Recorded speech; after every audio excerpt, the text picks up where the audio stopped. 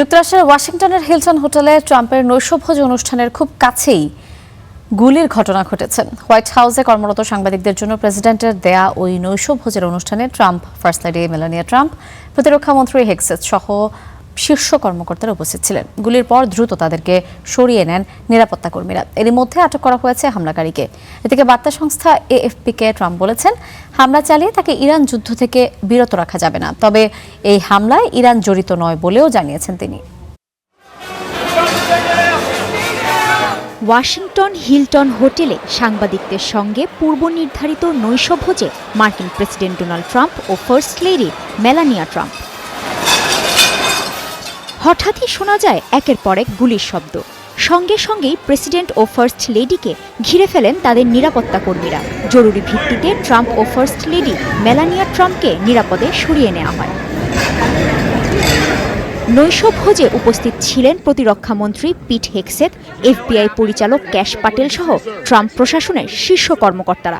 তাদেরকেও একে একে সরিয়ে নেওয়া হয়।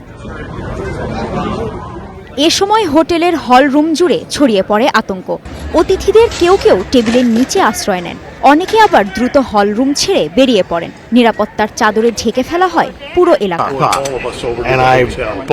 আমি তখন নিচতলার লবিতে ছিলাম। পরপর 3টা গুলির শব্দ শুনলাম। এরপর দৌড়ে দরজার দিকে চলে যাই। পেছনে কি হচ্ছে তা দেখার জন্য এক মুহূর্ত থামিনি।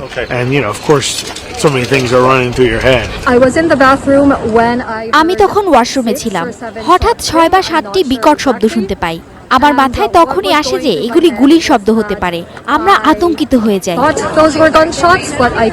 ঘটনাস্থলে থাকা নিরাপত্তা বাহিনীর এক সদস্যের বরাতে বিবিসি বলছে, সেখানে 7 থেকে 8টি গুলির শব্দ শোনা গেছে। ঘটনার পরপরই ট্রুথ সোশ্যালে ট্রাম্প জানান, সন্দেহভাজন হামলাকারীকে গ্রেফতার করা হয়েছে।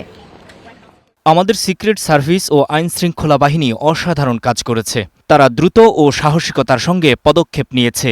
এরই মধ্যে হামলাকারীকে আটকও করা হয়েছে।